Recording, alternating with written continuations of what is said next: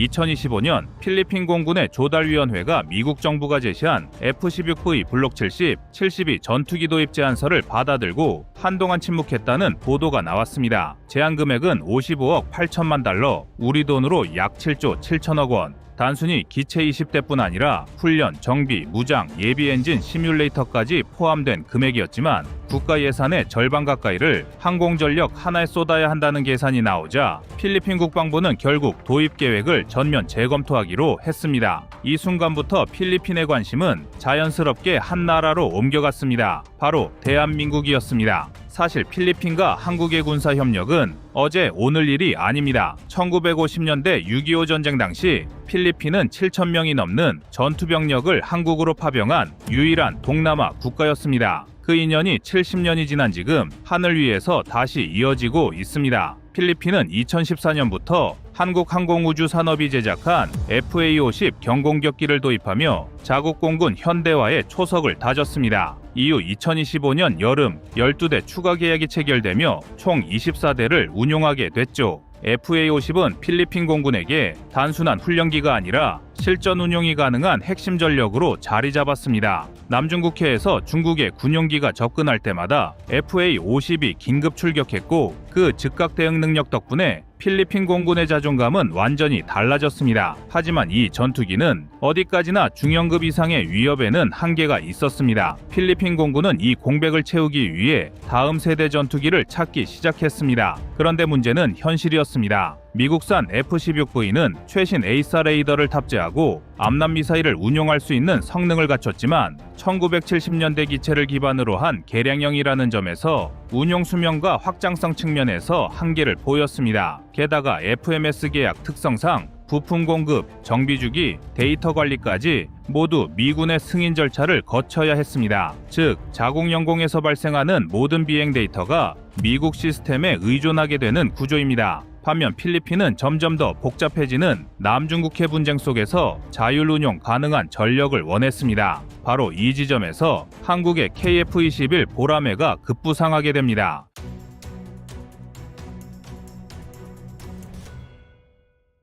KF-21은 완전한 4.5세대 플랫폼으로 설계부터 생산까지 대한민국이 주도한 첫 중형 전투기입니다. 개발 기간만 20년, 투입 예산은 8조 원이 넘습니다. 이 사업의 상징성은 단순히 4.5세대급 전투기를 만들었다가 아닙니다. 한국이 전투기 독자 개발에 성공했다는 건 곧 미국이나 유럽이 독점해온 항공전자, 유도무기, 데이터링크 기술을 자국이 직접 통제할 수 있다는 뜻입니다. 실제로 KF-21 블록 1은 미 공군의 F-16V보다 레이더 반사 면적이 최대 80% 작고 레이더 탐지 거리를 30% 이상 줄이는 신형 저피탐 코팅을 적용했습니다. 또 두 대의 지휘사의 F-414 K 엔진은 총 196kN으로 약 20톤의 추력을 내며 마하 1.8의 최고 속도와 1900km의 작전 반경을 확보했습니다. 이는 F-16V보다 긴 항속거리와 더 높은 추력 대비 중량비를 보여줍니다. 무엇보다 조종석에 탑재된 완전한 디지털 플라이바이와이어 시스템과 국산 임무 컴퓨터는 모든 비행제어 소프트웨어를 한국이 직접 관리합니다.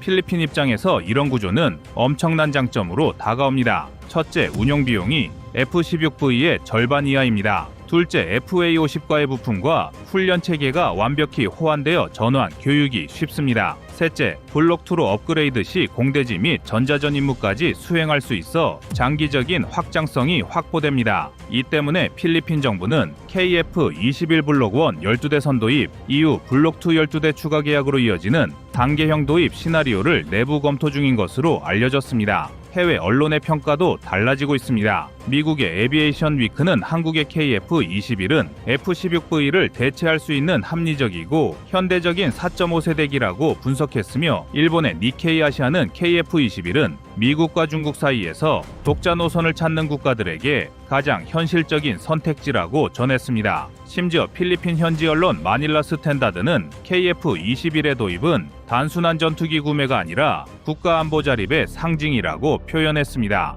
그렇다면 왜 지금일까요? 이유는 간단합니다. 필리핀의 국방력은 여전히 해군 중심 구조에 머물러 있습니다. 공군 전력은 노후기와 소형기 위주로 구성되어 있고 주변국인 말레이시아, 베트남, 인도네시아는 이미 중형 전투기 전력을 강화하고 있습니다. 이런 상황에서 필리핀이 F-16V보다 빠르고 저렴하며 자율 운용이 가능한 KF-21을 선택하는 것은 현실적 판단입니다. 게다가 한국은 단순한 판매국이 아니라 함께 운용하는 동맹형 공급자라는 점이 결정적입니다. 정비 기술 이전, 장기 할부 조건, 현지 MRO 설립까지 포함된 패키지 제안을 통해 필리핀은 독립 운영 능력을 확보할 수 있습니다. 지금 필리핀에서 벌어지는 이 움직임은 단순한 무기 계약이 아닙니다. 전투기 한 대를 사는 것이 아니라 국가 안보의 철학을 바꾸는 일입니다. 필리핀이 KF-21을 선택한다면 이는 강대국 무기 의존에서 벗어나 자국의 영공을 자국 손으로 지키겠다는 선언입니다.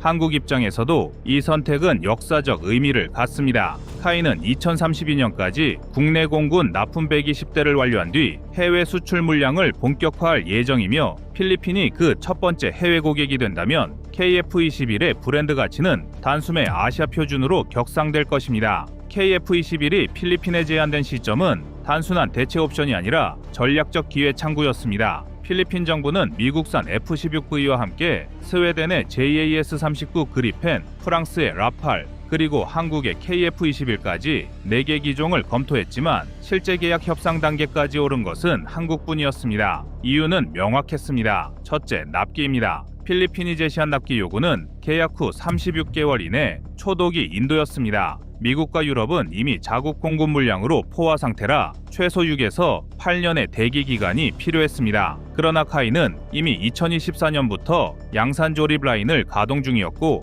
2026년 한국 공군 납품분사의 슬롯을 조정해 필리핀 물량을 우선 배치할 수 있는 구조를 마련했습니다. 이런 민첩한 대응은 다른 제조국에서는 불가능한 수준이었습니다. 둘째, 후속 군수의 독립성입니다. F-16V를 도입할 경우 모든 부품은 록히드 마틴과 GE의 승인 절차를 거쳐야 하며 정비, 소프트웨어 업그레이드, 데이터 로깅까지 미국 서버를 통해야 합니다. 반면 KF-21은 운용국이 자체 임무 컴퓨터 코드를 수정하거나 데이터 암호화 방식을 설정할 수 있습니다. 이는 필리핀이 장기적으로 자국 방공망을 통합할 수 있는 여지를 제공하는 요소였습니다. 즉, 기술적 자율권을 확보하는 동시에 한국의 기술 보호 체계 아래서 안정적으로 운용할 수 있는 균형점이 존재한 것입니다. 셋째, 기존 운용 경험의 연속성입니다. FA-50으로 이미 축적된 운용 경험은 KF-21 전환에 필요한 훈련 비용을 대폭 줄여줍니다. 조종사들은 같은 계열의 항법 체계와 조작 인터페이스를 그대로 이어받고 정비 인력 역시 기존 MRO 체계를 확장하면 됩니다. 필리핀은 이 구조를 통해 전주기를 완전한 한국형 표준으로 통일할 수 있게 됩니다. 결국 필리핀이 KF-21을 선택한다는 것은 단순히 전투기를 구매하는 문제가 아닙니다. 누구의 기술로 누구의 승인 없이 누구의 하늘을 지킬 것인가라는 질문에 내리는 현실적 해답입니다. F-16V가 제공하는 것은 신뢰와 연합작전의 편의성이지만 KF-21이 제공하는 것은 자국의 독립성과 미래 성장성입니다. 이 차이는 앞으로 동남아 전체의 무기 수입 구조를 뒤흔들 가능성을 내포합니다. 이미 말레이시아, 태국, 베트남이 필리핀의 협상 결과를 면밀히 주시하고 있으며 싱가포르 에어쇼 2026에서 한국의 KF-21 시범 비행이 예정되어 있습니다. 이제 한국의 하늘이 아니라 아시아의 하늘 위에서 보라매가 날 준비를 하고 있습니다. KF-21은 더 이상 한국산 전투기가 아닙니다. 이제 한국이 만든 아시아를 대표하는 전투기로 거듭나고 있습니다.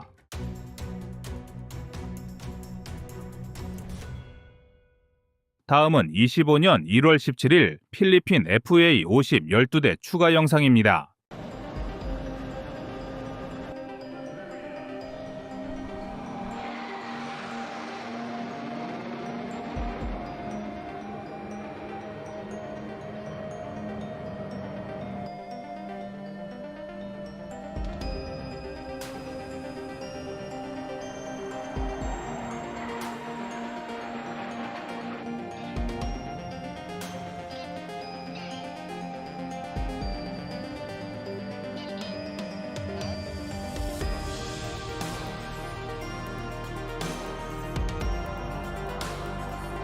2025년 대한민국 FA-50의 첫 번째 수출 소식은 역시 필리핀에서 터져 나왔습니다. 지난해까지 한국 방산의 수출 점유율 2위에 올라와 있던 필리핀은 명실상부 최고의 고객이나 다름없는데요. 필리핀은 호위함, 전투기, 미사일 등 종류를 가리지 않고 다양한 한국산 무기를 도입하고 있습니다. 그리고 필리핀 공군은 2025년에 두 번째 전투비행단을 창설하며 12대의 FA-50을 추가로 도입하기로 결정했습니다. 이로써 필리핀이 모든 FA-50을 납품받는다면 도합 24대의 FA-50을 운용하며 동남아에서 최고 수준의 공군력을 보유한 나라가 될 것으로 기대를 모으고 있습니다. 아닌 게 아니라 필리핀 공군의 조종사들은 열악한 국방 예산 속에서도 최고의 실력을 보유하고 있는 것으로 정평이 나 있습니다. FA-50은 모의 훈련에서 F-22 랩터와 그리펜을 격추하는 전과를 올리며 전 세계를 놀라게 한 바 있는데 이 훈련 성과들은 모두 필리핀 공군 조종사들이 달성한 기록으로 덕분에 한국은 별다른 홍보 비용을 들이지 않고도 FA-50의 우수한 성능을 선전할 수 있었습니다. 제 아무리 전투기에 제한사항을 걸어놓고 진행하는 모의 훈련이라도 경전투기 체급의 FA-50이 그보다 한참 높은 수준의 전투기를 제압했으니 놀라지 않을 수 없는 일인데요. 이처럼 우수한 조종 실력을 갖춘 필리핀 공군이 추가로 FA-50을 도입한다면 남중국해 일대에서 하루가 멀다고 시비를 거는 중국군의 군사활동을 한층 더 효율적으로 저지할 수 있을 것입니다. 그래서 준비했습니다. 오늘은 필리핀의 FA-50 12대 추가 도입 소식을 자세히 알려드리겠습니다.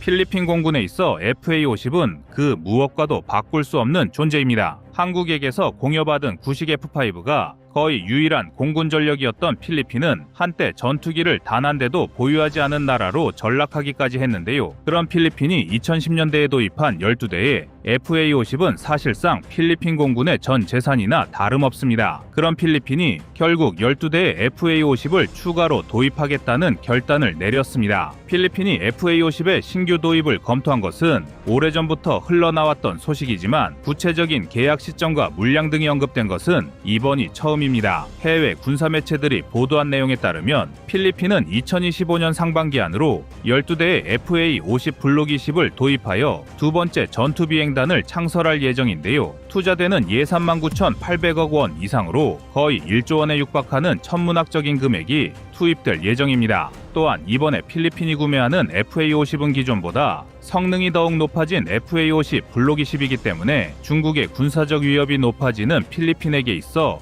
더욱 든든한 전력으로 자리할 수 있습니다. FA-50 블록 20은 기존과 달리 에이사 레이더를 장착할 수 있어 기존의 기계식 레이더보다 한층 더 우수한 탐지 범위와 성능을 가지고 있습니다. FA-50에 장착되는 ELM-203이 기계식 레이더도 상당히 우수한 완성도를 자랑하는 레이더였지만 동시다발적으로 여러 표적을 추적하고 대응할 수 있는 에이사 레이더에 비하면 다소 아쉬울 수밖에 없었는데요. 블록 20부터는 한 단계 더 강력한 레이더를 통해 필리핀이 중국 전투기의 위협에 효율적인 대응이 가능해질 것입니다. 또한 FA-50 블록 20은 첨단 임무 컴퓨터와 전자전 시스템도 최신형 장비를 탑재하여 전투기 조종사들의 임무 효율을 높일 예정이며 현대전장에서 전자전 공격이 전투기에도 치명적인 문제를 불러올 수 있다는 것을 고려할 때 FA-50의 전자장비 업그레이드는 그 중요성이 결코 낮지 않습니다. 여기에 추후 무장 체계가 강화될 가능성도 적지 않습니다.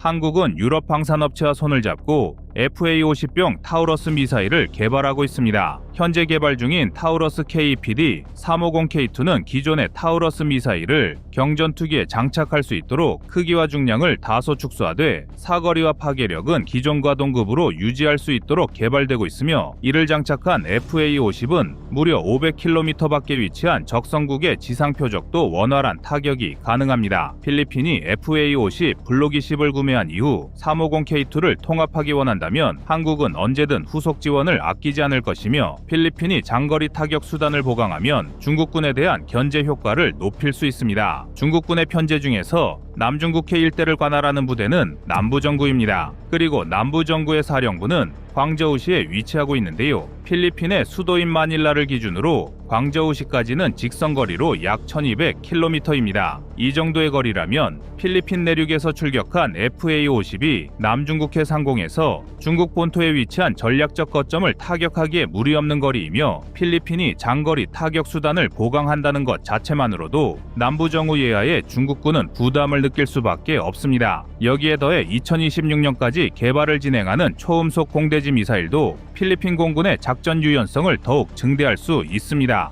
일반적으로 사용하는 공대지 미사일은 어음속으로 인해 비행 궤적이 탐지되기 쉽고 적이 요격할 수 있는 시간적 여유가 많은 편입니다. 하지만 한국이 개발하고 있는 미사일은 마하 2.5 이상의 초음속을 확보하여 아음속 미사일보다 요격당할 확률을 낮추었으며 사거리는 최대 300km에 육박할 예정입니다. 여기에 적의 레이더 감시망을 회피하기 위한 스텔스 기술까지 적용되는 한국형 공대지 미사일은 발사부터 명중까지 5분 만에 가능하여 적성국의 방어 체계를 무너뜨리기에 적합한 무기로 개발되고 있습니다. FA-50병으로 개발되는 한국형 공대지 미사일은 2025년에 3번의 시험 비행을 진행할 계획이며 2026년까지 연구 개발이 이어지는데 한국이 자체적으로 개발한 미사일인 만큼 필리핀의 FA-50에 통합하는 것도 어렵지 않습니다. KEPD-350K2는 한국이 공동 개발로 참여하고 있지만 어디까지나 유럽제 미사일을 기반으로 개발하는 만큼 체계 통합까지는 상대적으로 다소 긴 시간과 여러 시행착오를 겪을 수 있지만 처음부터 우리 대한민국이 우리의 전투기에 장착하기 위해 개발하는 한국형 공대지 미사일은 이러한 위험 부담과 시행착오를 최소화할 수 있는데요. 이처럼 현재 한국이 추가로 준비 중인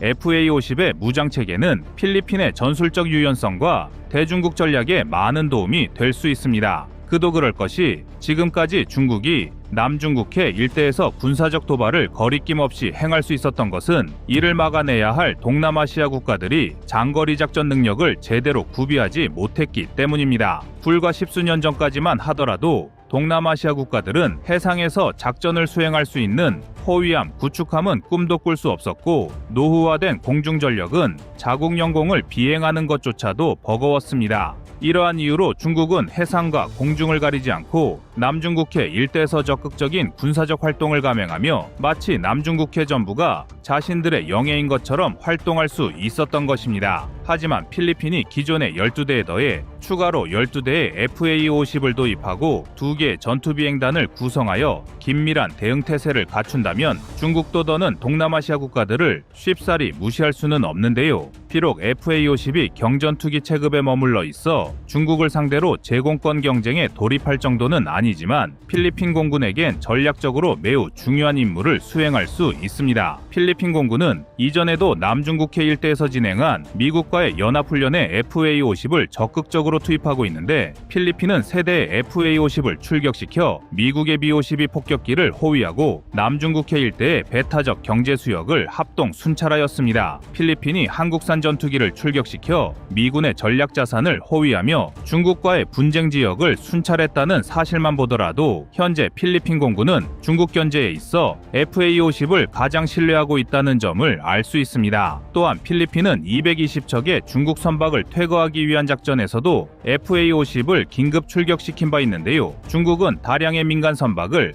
해상민병대라는 이름으로 군사분쟁에 심심치 않게 등장시키고 있습니다. 이는 군대를 동원하면 외교적, 정치적으로 지탄을 받을 수 있으니 민간 조직을 이용하여 눈 가리고 아웅하는 방식으로 주변 국가를 괴롭히는 중국의 치졸한 전략입니다. 그러나 이러한 중국의 치졸한 전략도 한국산 전투기 앞에서는 아무런 소용이 없으며 필리핀은 FA-50을 활용하여 배타적 경제 수역의 암초에서 알박기를 시전하던 중국의 대규모 선단을 퇴거시키고 있는데요. 이러한 실제 사례만 보더라도 현재 필리핀에서 중국을 견제하기에 가장 효율적인 무기 체계는 FA-50이라는 점을 방증하고 있습니다. 게다가 경전투기 추가 도입 사업 이외에도 필리핀은 별도의 다목적 전투기 도입 사업을 진행하고 있으며 필리핀이 도입하려는 다목적 전투기는 최대 40대에 육박할 전망입니다. 그리고 이 다목적 전투기 사업 중 일부를 우리 대한민국의 KF-21이 차지하게 될 예정인데요. 필리핀은 40대 중 절반가량을 미국의 F-16으로 선택하되 최소 10대 정도의 수량은 우리 대한민국의 KF-21을 도입하는 것을 검토하고 있습니다. 한국이 모든 전투기 수량을 수주하면 더욱 좋았겠지만 일부 수량이라도 사업에 참여하게 된다면 FA-50에 이어 국산 전투기의 수출 성과를 달성하고 양국의 군사적 협력은 더욱 증대될 것입니다. 한국과 필리핀은 이제 떨어질 수 없는 끈끈한 사이가 되고 있습니다. 한국에게 있어 필리핀은 폴란드 다음으로 많은 점유율을 가진 방산 고객이며 필리핀에게 한국은 전투기, 호위함 등 다수의 현대화된 무기를 공급해주는 중요한 협력 국가입니다. 그리고 이제 FA-50의 12대 추가 도입으로 양국의 협력은 어느 때보다 무르익고 있는데요. 한국과 필리핀의 연합은 곧 중국의 팽창을 저지하는 최선의 협력이 될 것입니다.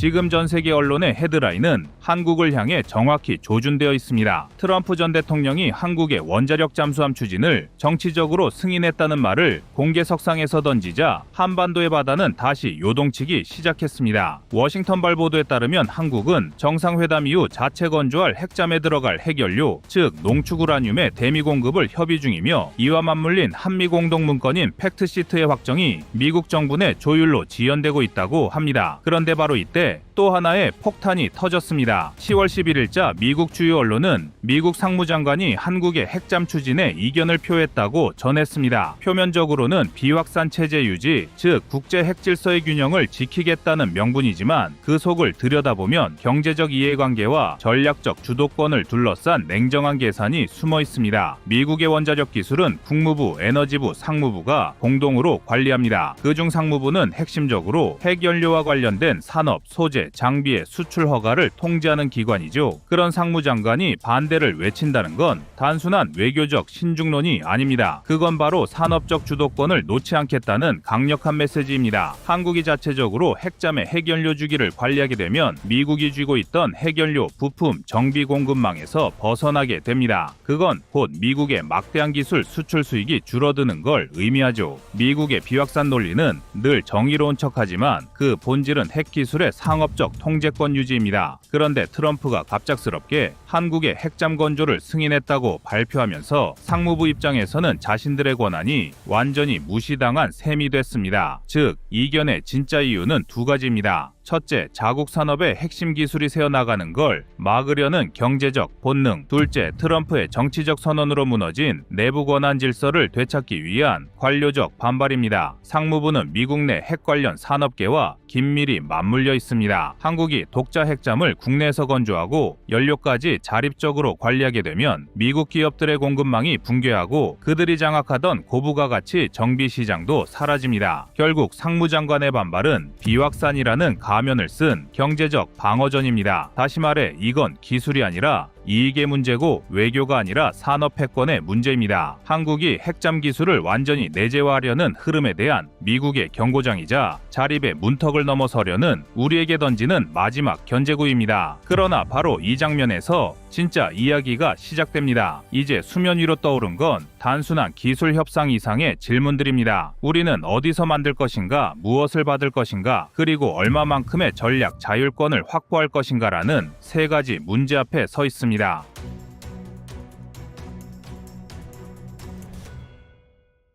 트럼프의 돌출 발언 속에는 필라델피아 한국개조선소에서 건조하자는 정치적 수사도 섞여 있었지만 정작 우리가 챙겨야 할 건 연료, 공급망, 그리고 작전 개념입니다. 외신이 던진 이 공은 가볍지 않습니다. 한국이 핵 추진 동력과 원자력 안전, 수출 통제의 매듭을 어떻게 풀어내느냐에 따라 동북아 수중 전력의 주도권이 완전히 재편될 것이기 때문이죠. 핵잠은 디젤 잠수함과는 비교조차 되지 않습니다. 자만 길수는 몇 배로 늘어나고 고속 기동 지속 시간은 압도적이며 탑재한 수중 발사 체계의 대기 시간이 곧 전략 억제력의 품질을 결정합니다. 핵연료 관리권을 어느 정도로 확보하느냐가 전력 가치의 절반을 좌우합니다. 외신 보도에 따르면 한국은 이미 미국의 핵연료 지원을 요청했고 트럼프는 정치적 오케이를 내렸습니다. 그러나 미 행정부 내부 조율이 늦어지는 이유가 바로 여기 있습니다. 수치를 따져보면 원자로 1기 탑재형 SSN급의 설계, 건조, 시험 주기를 합산한 초기 세트업 비용은 6조 원 이상으로 추산됩니다. 하지만 이 비용은 단순한 금액이 아니라 자립의 대가입니다. 진짜 본질은 허락 여부가 아니라 주권적 운영과 유지의 자유도를 어디까지 확보하느냐입니다. 결국 우리의 해답은 명확합니다. 국내 건조, 국내 통합, 그리고 국내 안보 프레임 속에서 산업과 전력을 동시에 잡는 것입니다. 이런 상황에서 주목할 건 바로 공군의 조기경보 통제기 사업입니다. 한국의 카드는 놀랍도록 영리했습니다. 차세대 조기경보 통제기 사업자로 미국 L3 해리스 컨소시엄이 선정되면서 플랫폼은 봄바디어 글로벌 6500, 핵심 탑재 체계는 이스라엘 엘타, 그리고 공정 일부는 대한항공의 국내 개조로 진행됩니다. 즉 해외 기술은 끌어오되 심장은 우리 땅에 둔 겁니다. 국산 조립 2대, 해외 조립 2대라는 이 절묘한 구조는 기술 흡수, 운용 운영유지, 공정통제를 한 번에 확보한 사례입니다. 대북 감시와 대중 억제가 하나로 묶이는 순간 탐지부터 타격까지 걸리는 시간이 절반 이하로 줄어듭니다. 바로 이게 진짜 한국형 전력 루프입니다. 미국이 기술을 쥐고 있다고 해도 우리가 시스템의 중심을 가져온다면 주도권은 결국 우리 손으로 돌아옵니다. 전투기 추계 계산은 더욱 냉정합니다. 우리 공군은 이미 F-35A 40대를 보유하고 있고 2차 20대는 약 3조 7천억 원 규모로 확정되었습니다. 그러나 이 시점에서 논쟁은 갈라집니다. 스텔스를 더 늘릴 것이냐 아니면 KF-21을 가속할 것이냐. 이건 단순한 무기 선택이 아니라 전략 철학의 차이입니다. F-35A는 북한 이동식 발사대 타격과 초전방공망 돌파에 유리하지만 KF-21은 우리가 원하는 임무에 맞춰 스스로 개량하고 확장할 수 있는 살아있는 기체입니다. 스텔스 기체의 시간은 곧 돈이고 국산 기체의 시간은 곧 기술입니다. 전자는 즉시 억제력을, 후자는 구조적 자립도를 키웁니다. 그렇다면 무엇이 진짜 미래일까요? 답은 명확합니다. 외국 기술이 아닌 한국의 손끝에서 만들어지는 우리의 하늘이 진짜 미래입니다. 지금 우리는 세계의 시선을 한몸에 받고 있습니다. 그러나 그건 두려움이 아니라 드디어 우리가 주도권을 쥐었다는 증거입니다. 70년 동안 따라가던 나라가 이제는 기술과 전략의 기준을 바꾸는 나라가 된 겁니다. 그리고 이번 핵잠, 조기경보 통제기, F-35 논란 모두 그 증거입니다. 결국 이 모든 소음은 한국이 너무 빨리 성장했다는 미국의 인정이자 경계의 다른 표현일 뿐입니다. 그리고 이런 항목에 차기 기동 헬기도 포함되어 있습니다. 지금의 논쟁은 단순한 헬기 기종 경쟁이 아닙니다. 이건 누가 먼저 미래 전장을 지배하느냐, 속도와 기술의 시대를 선점하느냐의 싸움입니다. 미국이 이미 틸트로터, 즉 수직이 착륙과 고속 비행을 동시에 구현한 V-280 벨리어를 차세대 군용기로 확정 지으면서 전장의 개념 자체가 완전히 바뀌었습니다. 하늘을 누비던 헬기들이 이제는 수송기처럼 비행하고 작전 반경은 2배 이상 넓어졌습니다. 문제는 그 여파가 우리에게도 바로 닥쳤다는 것입니다. 우리 육군이 추진 중인 차기 기동 헬기 사업은 원래 수리온의 후속 기체로 한국형 독자 모델을 목표로 했지만 카이와 방사청의 느린 결정으로 무려 3년 가까운 시간 동안 방향을 잃었습니다. 그 사이 미국은 틸트로터 기술을 완성 단계로 끌어올렸고 일본, 호주, 영국까지 잇따라 벨과 협약을 맺으며 새로운 글로벌 전장 생태계를 구축했습니다. 하지만 우리만은 아직 기로에 서 있죠. 틸트로터냐, 동축 반전형이냐, 아니면 국내 개조형 다목적 기동 헬기로 갈 것이냐, 그 선택의 무게가 우리 방산의 미래를 좌우합니다. 현재 논의의 중심에는 베레 V-280 벨러와 시콜스키의 디파이언트 X 두 미국 기종이 있습니다. 두 모델 모두 성능은 확실합니다. 그러나 진짜 중요한 건 무엇을 얼마나 배워올 수 있느냐, 즉 기술 이전의 범위입니다. 이번 사업의 1단계 예산은 1조 원, 한국이 단순히 헬기를 사는 게 아니라 공동개발 형식을 명시했기 때문에 복합 소재 블레이드, 플라이바이와이어 제어 시스템, 고강도 로터 설계 등 고부가 기술을 우리 손으로 직접 익힐 기회가 생겼습니다. 벨러의 최고 속도는 무려 시속 520km, 작전 방향은 800km 이상으로 수리온보다 거의 2배입니다. 산악과 해안이 얽혀있는 한반도 환경에서는 단순한 속도보다 이착륙 안정성과 채공 시간이 더 중요하지만 틸트로터 구조는 두 마리 토끼를 다 잡습니다. 평지에서 출발해 산을 넘어 바다로 향하는 전장, 이 복잡한 작전 환경을 고려하면 이런 형태의 헬기가 바로 한국군의 전술적 요구에 정확히 들어맞습니다. 해외 언론은 벌써 한국이 아시아 최초로 차세대 수직이 착륙 기술의 문턱을 넘어서는 나라가 될 것이라고 보도했습니다. 단순히 기술을 들여오는 게 아니라 향후 우리 기술로 파생형을 직접 만들어낼 기반을 얻는다는 뜻이죠. 지금 벨은 일본 미쓰비시 중공업과 협력 중이지만 한국이 참여하면 아시아 항공 기술의 중심축이 바뀝니다. 우리에게 복합 블레이드 기술이 넘어오면 유지보수 시장만으로도 매년 수천억 원대의 수익이 창출됩니다. 즉 이번 사업은 단순한 전력 강화가 아니라 한국 항공산업 전체 판을 새로 짜는 기회입니다. 문제는 국내 주도권입니다. 카이는 수리온과 LAH, LCH를 거치며 국산화율을 70% 가까이 끌어올렸지만 아직 핵심 부품인 엔진, 미션박스, 로터는 외산에 의존하고 있습니다. 만약 이번 기동헬기 사업에서도 주도권을 잃는다면 그동안 쌓아온 기술 자립의 성과가 단절될 위험이 있습니다. 그래서 방사청은 기술 도입이라도 조립, 시험평가, 정비, 운영 유지는 반드시 국내에서 수행하겠다는 방침을 세웠습니다. 이건 단순히 조립만 한다는 뜻이 아닙니다. 이런 공정을 우리가 담당해야 나중에 성능 개량이나 파생형 개발 단계에서 설계 접근권을 확보할 수 있습니다. 즉, 처음엔 미국 기술로 시작하더라도 결국에는 우리 기술로 완성되는 한국형 고속기동 헬기의 기반이 되는 셈이죠. 육군은 이미 2035년까지 200대 이상의 기동 헬기를 확보할 계획을 세워놓았습니다. 이는 단순히 UH-60이나 수리온을 대체하는 차원이 아닙니다. 앞으로의 전장은 더 넓고 더 빠르며 더 복잡해집니다. 기동 헬기는 병력 수송용을 넘어 무장정찰, 전자전, 특수임무용 플랫폼으로 확장됩니다. 전자전 대응 장비, 레이더, 경보 수신기, 적외선 탐지 장비 등 핵심 항전 기술은 이미 한화 시스템과 LIG 넥스원이 독자 양산 수준까지 끌어올렸습니다. 이런 요소들이 국산 헬기에 통합된다면 한국은 단순한 운용국이 아니라 헬기 수출국으로 완전히 체급이 달라집니다.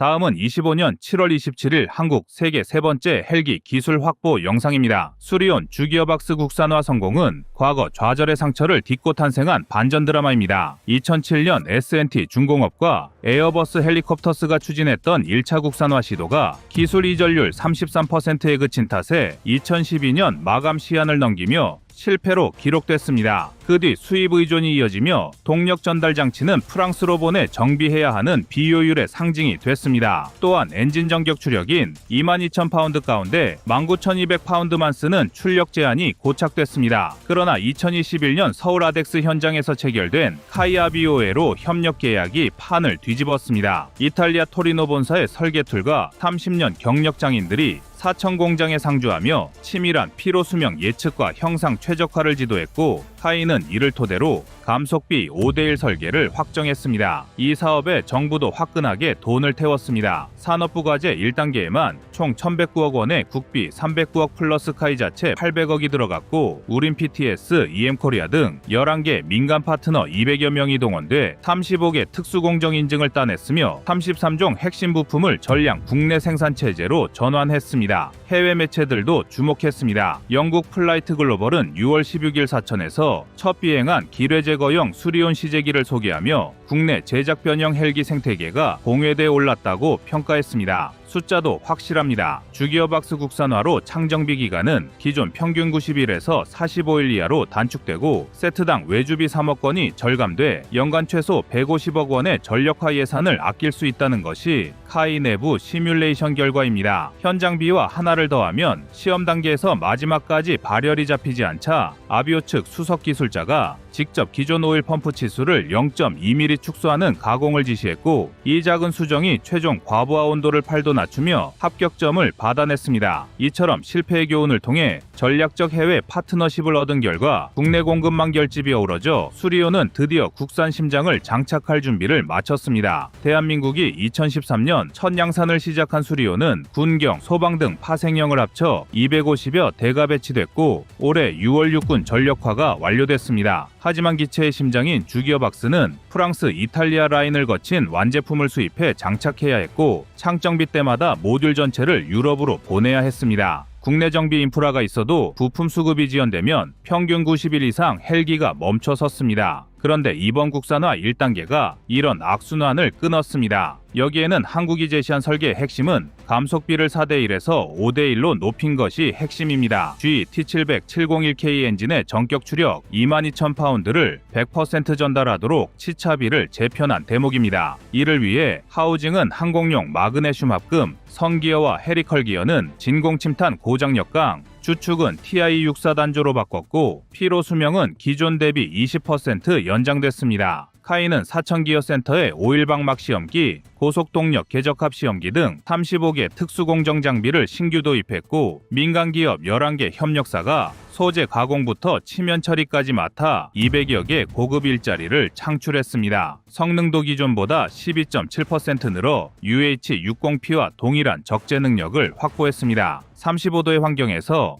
해발 6,000피트 고온고고도 조건에서도 14인 분대 완전 무장을 실어 나를 수 있게 됩니다. 이는 해외 운용국이 요구하는 하세나의 성능을 만족시키는 결정적 변수로 이라크, 말레이시아 등과 진행 중인 30대 규모 수출 협상에서 가격 대비 탑재량 우위를 확보하게 해줍니다. 카이는 이미 6월 16일 첫 비행한 기뢰 제거형 수리온 시제기에 신형 기어박스를 탑재해 50분 무장 패턴 검증을 마쳤고 연말까지 해병대 MAH, 경찰 CNH 등 파생기 5종의 호환 시험을 끝낼 계획입니다. 그리고 한국의 헬기의 기술 개발은 여기서 멈추지 않습니다. 더 큰 그림은 바로 차세대 고속기동 헬기입니다. 아비오 에로와의 협력으로 축적한 고속 회전계 설계 데이터는 최대 400km/h급 동축 로터를 푸셔 방식의 초기 해석 모형에 바로 적용됐고, 록히드 마틴은 한국이 원하면 X2 프로펠러 기술 패키지를 제공할 의향이 있다고 서울 아덱스 2023에서 공개적으로 제안했습니다. 무엇보다 이번 계약은 국내 독점 지적 재산 구조로 작성됐습니다. 과거 에어버스, 유로콥터의 사례처럼 수출 때마다 로열티를 물어야 하는 사슬을 차단하기 위해 기술 이전 범위를 2차 사용권 및 수출 주계약권을 한국 측이 갖고 아비오는 자문만 수행하는 형태로 특허청 공동출원 번호까지 한국 기업 명의로 등록 완료했습니다. 따라서 2028년 12월 2단계인 중간 꼬리 기어 및 7개 모듈 완전 자립과 끝나면 한국은 엔진을 제외한 동력 전달 장치 전 공정을 보유한 세계 세 번째 국가가 되며 10,000파운드급 터보샤프트 국산화 프로젝트와 연동해 완전 독립형 회전익 플랫폼 생태계를 완성하게 됩니다. 즉 이번 주 기어박스 국산화는 단순 부품 개발이 아니라 수리온 전량 개량 미래 고속 헬기까지 이어지는 K-로터크래프트 비전 2035의 첫 번째 도약대이자 글로벌 헬기 시장에서 한국이 공급망 게임 체인저로 부상하는 분수령입니다. 결론적으로 이번 주 기어박스 완전 국산화는 한국 헬기 산업이 조립국에서 원천 공급국으로 지위를 바꾸는 분수령입니다. 국내 기술진은 해당 기술을 2021년 착수 이후 4년 동안 33종 핵심 부품의 설계 제작 시험을 끝냈고 총 사업비 1,109억 원 가운데 8화를 자체 부담하며 독립의지를 증명했습니다. 그 결과 수리온 한 대당 창정비 비용이 최대 57억 원에서 80% 가까이 줄고 해외 정비 대기 6개월이 국내 45일로 단축돼 가동률은 최소 15%포인트 상승합니다. 이번 성과 뒤에는 아비오에로가 디자인 어소리티로 참여해 처음부터 치차 형상과 열관리 데이터를 이양해준 결정적 변곡점이 숨어 있습니다. 2022년 양사 계약은 카이가 특허권과 2차 사용권을 전부 보유하는 구조로 짜여 수출 로열티 족쇄도 걷어낸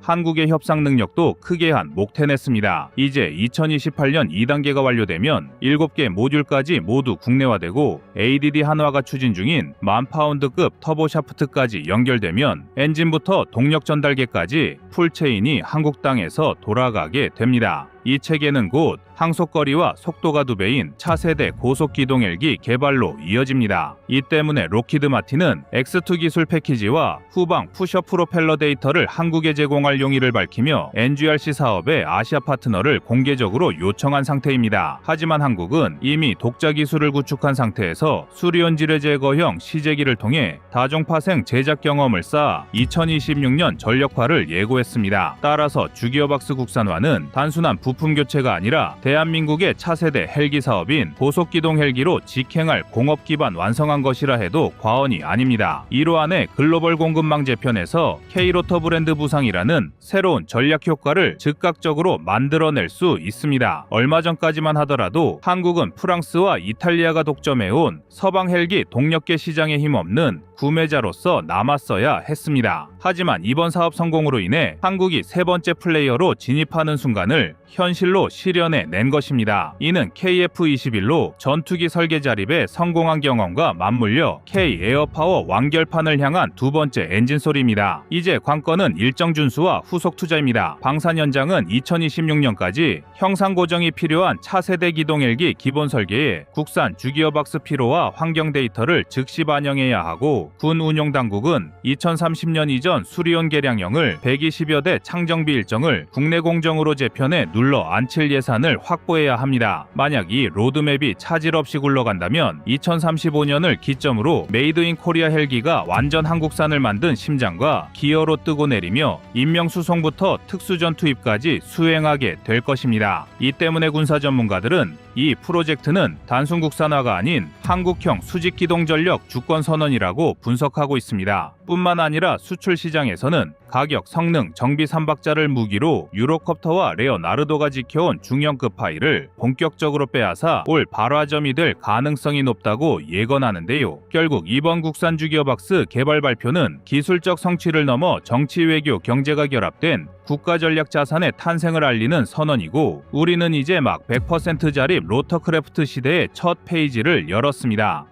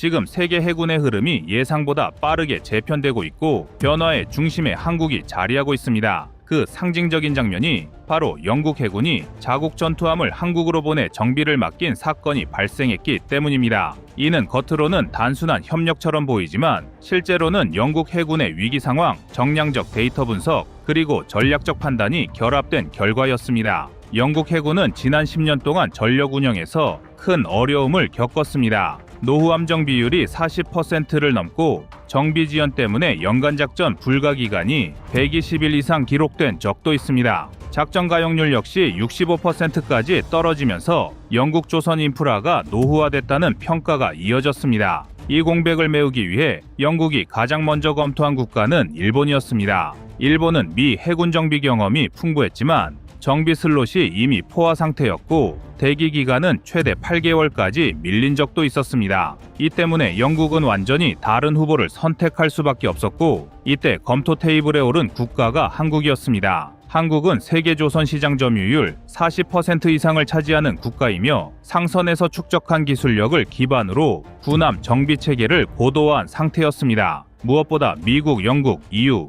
조선 표준을 모두 충족하는 몇 안 되는 나라라는 점은 영국 해군이 기술적 호환성 검증을 신뢰할 수 있는 강력한 요인이었습니다. 영국이 한국을 향한 관심을 본격적으로 키운 건 한국의 조선 인프라 데이터 때문이었습니다. 한국은 세계 해군 중량 기준으로 정비 가능한 최대 톤수의 시설을 보유하고 있고 대형독 규모도 아시아에서 가장 큽니다. 부산, 거제, 울산 지역에 몰려있는 대형독만 해도 총 30만 톤 이상의 선박을 동시에 투입할 수 있는 구조였기 때문에 영국 해군 입장에서는 작전 공백을 최소화하면서 한 번에 대규모 정비를 수행할 수 있는 유일한 후보지였습니다. 그리고 결정적인 순간은 영국 기술검증단의 한국 방문이었습니다. 영국은 수개월에 걸쳐 한국 조선소의 보안 통제, 설비 안정성, 부품 공급망 안정성을 점검했습니다. 이 점검 결과는 공개되지 않았지만 한국 언론과 영국 군사 전문지 분석에 따르면 영국 기술검증단이 예상보다 높은 수준의 정비 준비도를 확인했다는 평가가 나왔습니다. 특히 영국이 가장 우려했던 보안 통제는 나토 기준을 충족하는 것으로 검증되면서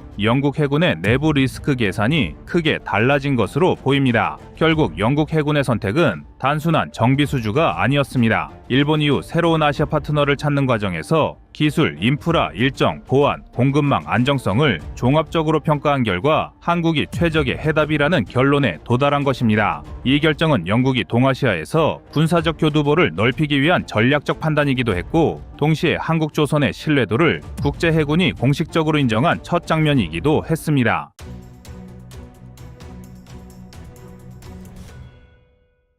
그럼 지금부터는 해외와 국내 공개 자료와 실제 조선소 현장에서 확인된 수치들을 바탕으로 한국조선이 어떻게 글로벌 해군 유지보수 생태계를 재편하는 핵심 파트너로 떠오르게 되었는지를 정량적 분석 중심으로 다시 구성해드리겠습니다. 한국조선의 경쟁력이 가장 먼저 드러나는 지점은 정비, 정밀도입니다. 군함 정비의 핵심 공정인 블록 정렬 공차를 보면 한국 MRO 라인은 평균 오차 1.5mm 이하를 유지합니다. 일본 요코스카 조선소의 정비 공차는 2.8mm 내외 미국 메어아일랜드 민간 정비소는 3mm 이상으로 보고된 적이 있습니다. 이 수치 차이는 단순한 기술적 우위가 아니라 장비 수명 주기와 직결됩니다. 블록 정렬 오차가 1mm 증가할 때 추진축 시스템 효율은 1% 이상 감소한다는 데이터가 미 해군 기술 보고서에 존재하는데 한국조선의 정밀도는 함정 출력, 연비, 회전 안정성을 동시에 끌어올리는 효과를 제공하는 셈입니다. 한국의 정비 라인은 진단 장비 수준에서도 우위를 갖고 있습니다.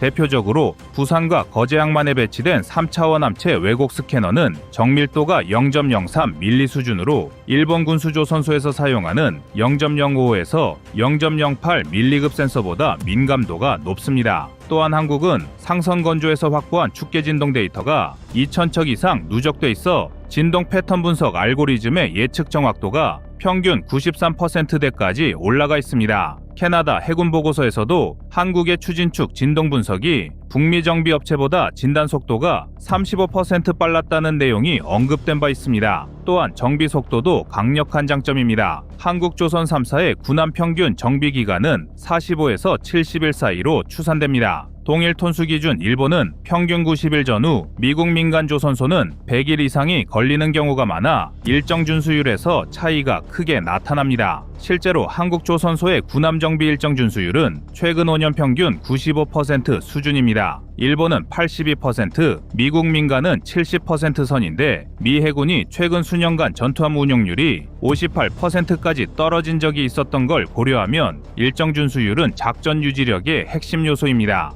보안 수준도 수치로 설명할 수 있습니다. 한국의 조선소 군함 정비 구역은 보안 등급 3단계로 나뉘는데 핵심 장비가 들어가는 C존의 출입 적격자 심사는 평균 승인율 8%로 매우 낮습니다. 이 비율은 일본 요코스카 기지가 15%, 싱가포르가 22%인 것을 보면 상당히 강한 수준입니다. 영국 해군이 리치먼드함을 맡기기 전에 이 보안 인프라를 직접 검사했고 검증 자료 중 일부는 영국 해군 내부 보고서에 한국 조선소 보안 등급이 나토 기준 S3 규격과 호환된다는 분석으로 정리되었다고 알려져 있습니다. 뿐만 아니라 생산 능력은 절대적인 숫자로 비교해도 세계 최상위권입니다. 한국 조선업계의 연간 블록 생산 능력은 약 330만 통읍으로 집계되는데 이는 미국 전체 조선 산업의 약 4배 규모입니다. 이 생산 규모 덕분에 군함 정비 슬롯을 일정하게 유지할 수 있고 동시 정비 가능한 군함이 최대 12척을 넘는다는 분석이 있습니다.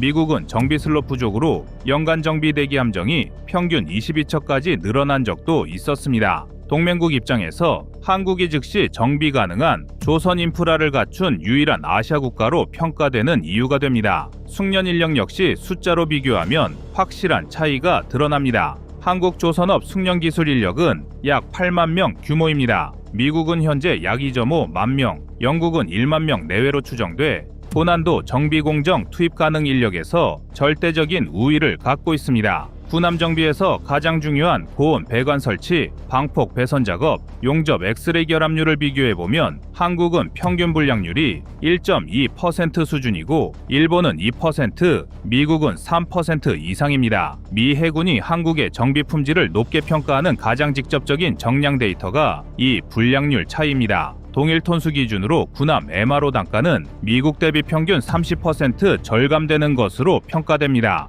일본 대비로는 약 15% 절감됩니다. 예를 들어 6,000토급 전투함 기준 미국에서 정비하면 2억 달러가 들어가지만 한국에서는 약 1억 4천만 달러 내외까지 비용을 줄일 수 있습니다. 이 절감폭은 미 해군이 연간 정비 예산 140억 달러 규모를 운영한다는 점을 고려하면 한국조선이 단순한 기술 파트너를 넘어 예산 최적화 파트너로 부상했다는 의미가 됩니다. 또 미국 해군참모총장이 한국조선소를 직접 방문한 이유는 한국의 조선 기술력이 이미 세계 최고 수준임을 미국이 현장에서 확인할 필요가 있었기 때문입니다. 해외 보도 분석에 따르면 미국은 특히 한국의 블록 조립 기술과 생산 리드타임 단축 능력에 강한 관심을 보였습니다. 미국의 공격 잠수함 건조 기간이 7년에 가까워져 공급이 수요를 따라가지 못하는 상황에서 동맹국의 산업 역량을 활용해야 한다는 내부 위기의식이 커졌고 그 해답이 한국으로 향한 것이었습니다. 이 흐름 속에서 등장한 협력 프레임이 마스가입니다. 마스가는 단순한 정비를 넘어 미국이 한국과 설계 건조 기술까지 일정 수준 공유하는 장기 협력 구상으로 분석되고 있습니다. 이 프로젝트가 논의 단계에 들어서자 해외 전문가들은 한국 조선업이 세계 해군 유지 보수 네트워크의 중심축으로 이동하고 있다고 평가했습니다.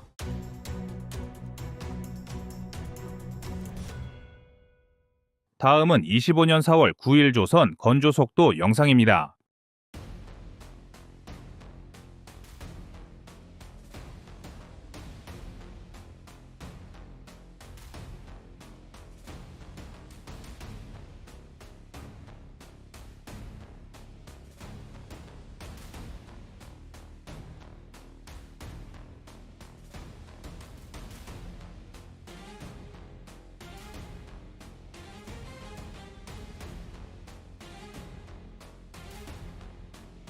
이 정도면 질주가 아니라 폭주입니다. 조선 분야에서 전 세계의 극찬을 끌어내고 있는 한국이 또 한 번 필리핀을 만족시켰는데요. 한국은 당초 일정보다 무려 5개월을 앞당겨 필리핀 해군의 차기 주력함이 될 미겔 말바르급 호위함을 인도했습니다. 미겔 말바르급 호위함은 필리핀 해군 최초로 수직 발사관을 장착한 호위함이며 중국 견제를 위한 연합 전력으로 기대를 모으고 있는 함정입니다. 그런 함정을 하루 이틀도 아니고 무려 5개월이나 빠르게 인도했으니 앞으로 한국과 필리핀의 군사 협력은 더욱 탄탄해질 것입니다. 게다가 이 정도로 우수한 조선 역량을 보여줬으니 해군력 강화에 관심을 두는 나라들도 자연스럽게 한국 조선과의 협력을 시도할 수 있어 이번 조기 인도는 더욱 큰 이익을 불러올 수 있는데요. 한국의 압도적인 조선 역량은 중국, 미국과 비교하면 더욱 두드러집니다. 특히 미국을 이기겠다는 일념으로 무작정 함정 건조의 속도를 높이는 중국조차도 한국과 비교하면 매우 느린 건조 속도를 보여주고 있습니다. 그래서 준비했습니다. 오늘은 한국이 해군 조선에서 중국, 미국을 압도하는 진짜 이유에 대해 알려드리겠습니다.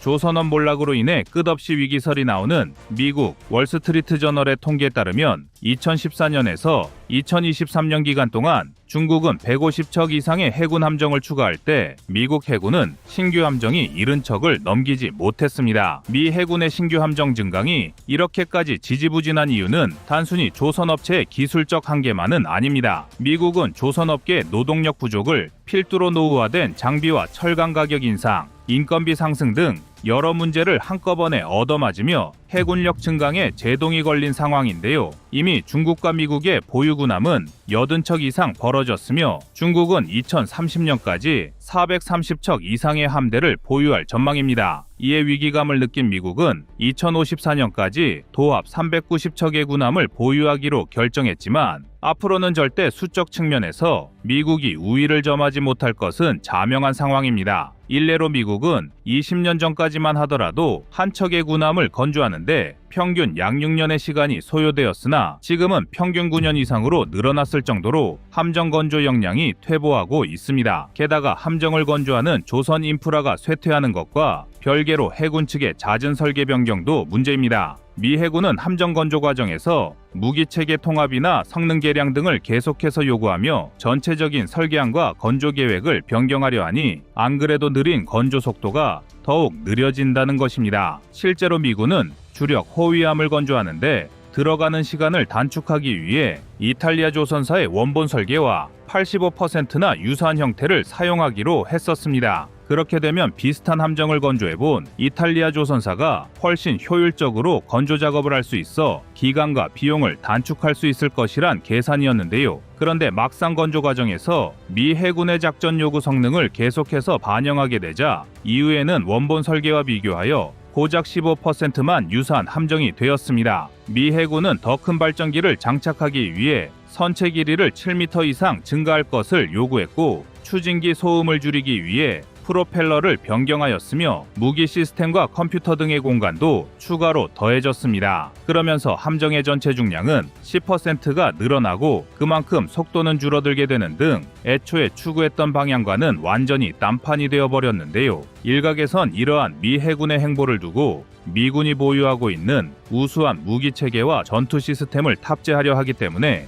함정의 성능이 올라갈 것이며 질적 측면에서 중국을 제압할 수 있다며 긍정적인 반응을 보이고 있습니다. 물론 함정의 크기와 설계를 변경하고 우수한 시스템을 다량으로 탑재하여 전투력을 상승시키는 것은 좋습니다. 하지만 진짜 문제는 애당초 해당 호위함 건조 계획은 어디까지나 건조 속도와 효율성을 위해 기존에 있던 설계도를 최대한 활용하려 했었다는 것입니다. 되려 기존 설계안을 활용하지 못하게 만드는 잦은 계획 변경은 안 그래도 느린 함정 건조 속도를 더욱 느리게 만드는 족쇄가 되고 있습니다. 차라리 처음부터 미 해군의 작전 요구 성능과 계량안에 맞춰 함정을 재설계했다면 굳이 설계 변경에서 낭비되는 시간을 줄이고 우수한 성능의 함정을 만들었을 수 있는데요. 게다가 미국이 제 아무리 질적 측면에서 중국을 앞선다고 하더라도 전장에서 이기고 싶다면 함정 수량을 더 빨리 증가시켜야 합니다. 역사적으로 대부분의 전쟁은 압도적인 성능을 가진 소수의 무기보다 무난한 성능이지만 양에서 압도하는 측이 승리한 사례가 더 많았습니다. 호랑이 한 마리보다는 늑대 20마리가 전쟁에선 더 큰 효과를 낼 수 있는 것입니다. 결국 미국이 중국과의 해군력 경쟁에서 이기고 싶다면 무조건 양적 측면을 지금보다 더 강화해야만 합니다. 그리고 한국은 이러한 미 해군의 완벽한 대안입니다. 한국은 미국보다 2배 이상의 함정 건조 속도를 가진 나라인데요. 2007년에서 2025년에 건조된 주요 호위함의 건조 속도를 분석한 결과 한국은 한 척의 호위함을 건조하는데 약 3년의 시간이 필요했던 반면 미국은 해당 기간 한 척의 호위함을 건조하는데 약 7년의 시간이 필요했습니다. 더군다나 미국의 주력 호위함은 기존 계획보다 무려 5년이나 지연되는 최악의 사태를 맞이하고 있습니다. 게다가 한국의 함정 건조 속도는 중국보다도 뛰어난데요. 같은 기간 동안 중국은 한 척의 호위함을 건조하는 데 필요한 시간이 약 5년이었습니다. 중국이 많은 조선소와 인력을 활용하여 동시다발로 호위함을 건조하면서 전체 수량은 한국과 미국을 압도하고 있지만 순수하게 건조 시간과 조선 역량만 놓고 보면 여전히 대한민국이 중국을 압도하고 있습니다. 이는 호위함뿐만 아니라 그보다 더 강력한 전력인 구축함도 마찬가지입니다. 한국은 정조대왕급 구축함을 건조하는데 1번함은 3년, 2번함은 겨우 2년의 시간이면 충분했습니다. 정조대왕급 구축함은 만재 배수량 12,000톤 규모의 수직 발사관만 88개를 갖춘 대형 구축함이지만 한국은 이를 건조하는데 아무런 어려움이 없었다는 뜻입니다. 그러나 이와 유사한 체급을 지닌 중국의 0550 구축함은 약 6년이 걸렸고 미국은 구축함 건조에 무려 7, 8년이란 시간이 필요했습니다. 또한 미국이 잦은 설계 변경으로 인해 호위함 건조 일정이 5년이나 지연되고 있다는 점을 고려할 때 앞으로 구축함 분야에서도 같은 문제가 발생할 수 있는 가능성을 배제할 수 없고 그렇게 된다면 한 척을 건조하는데 10년 이상의 시간이 필요할 수도 있는데요. 현재 미국은 매년 최소 3척의 신규 구축함을 건조해야 하지만 현실은 절반 수준의 구축함을 건조하는 것도 어렵습니다. 반면 한국은 다량의 구축함 건조 경험을 가진 HD 현대중공업만으로도 미국보다 더 많은 구축함을 생산할 수 있습니다. HD 현대중공업은 다른 선박 건조를 병행하는 와중에도 연간 한 척 이상의 구축함을 안정적으로 건조할 수 있어 미국 전체의 구축함 생산 역량과 대등한 수준이며 주요 건조장을 구축함, 건조에 집중하게 되면 최대 연간 5척의 구축함을 생산할 수 있습니다. 말 그대로 미국의 가려운 부분을 시원하게 해결해 줄 수 있다는 것인데요. 현재 미국은 절대로 혼자서 해군 함정 문제를 해결할 수 없는 상황입니다. 이미 미국 조선소 중 일부는 아예 2차 세계대전 시절에 사용하던 주조기계와 크레인 등을 가지고 와서 함정 건조에 사용할 정도로 인프라가 심각하게 망가져 있으며 숙련된 기술자들도 다른 동맹국에 비해 형편없는 수준입니다. 당장 국가 차원에서 미국이 막대한 지원 비용을 투자하여 크레인 등 인프라 측면을 개선하려 하더라도 기술자를 양성하는 건 절대 단기간에 성공할 수 있는 문제가 아닙니다. 현재 미국 조선소의 인력 구조를 살펴보면 50세 이상의 근로자가 약 3분의 1 수준인데 반해 이탈리아만 하더라도 미국보다 더 높은 40%의 인력이 50세 이상의 숙련자들로 구성되어 있습니다. 이처럼 수십 년간 조선업 분야에서 기술을 축적한 전문 인력을 확보하는 건 절대 몇 년 이내에 해결할 수 있는 문제가 아니며 이러한 약점을 보여주는 대표적인 사례도 있는데요. 2024년에 미국은 신규 함정 건조 과정에서 무려 26척의 함정이 용접 실패 문제를 직면했으며 해당 문제가 발생한 가장 큰 원인은 기술 숙련도가 떨어지는 신입 인력 때문이라는 지적을 받고 있습니다. 반면 한국은 우리 군의 충남급 호위함과 정조대왕급 구축함을 예정된 일정보다 더 빨리 인도하였으며 한국 이외에도 필리핀에 납품될 미겔 말바르급 호위함까지 당초 일정보다 5개월이나 앞당기는 저력을 보여주었습니다. 즉, 미국이 한국 수준의 조선업 역량을 갖추고 중국에 대응할 해군 전력을 구성하려면 자국 조선업을 회복하는 것도 중요하지만 우선 한국처럼 당장 문제를 해결해 줄 수 있는 파트너를 놓쳐서는 안 된다는 것입니다. 장기적으로 10년 이상의 계획을 가지고 미국 조선업을 회복하는 것과 별개로 지금 당장 중국 해군을 견제할 전력 강화는 절대 늦춰서는 안 되기 때문인데요. 이제 중국이란 존재는 단순히 특정 국가 하나만의 전력으로 상대할 수 있는 상황은 아닙니다. 2000년대부터 전력 강화의 속도를 올리고 미국과의 패권 경쟁을 선언한 중국은 끝없는 전력 증강을 통해 주변을 위협하고 있으며 이를 저지하기 위해서는 인도태평양 지역의 국가들이 철저한 연합전선을 구축해야 합니다. 한국은 중국 해군의 전력 증강을 견제할 수 있는 조선 능력을 보유하고 있고, 미국은 중국 해군을 막아내기 위한 함정 건조 증가가 절실한 상황인데요. 양국의 이해관계는 정확하게 맞아떨어지고 있으며 미국이 동맹국의 함정 건조를 막길 과감한 결단이 필요합니다.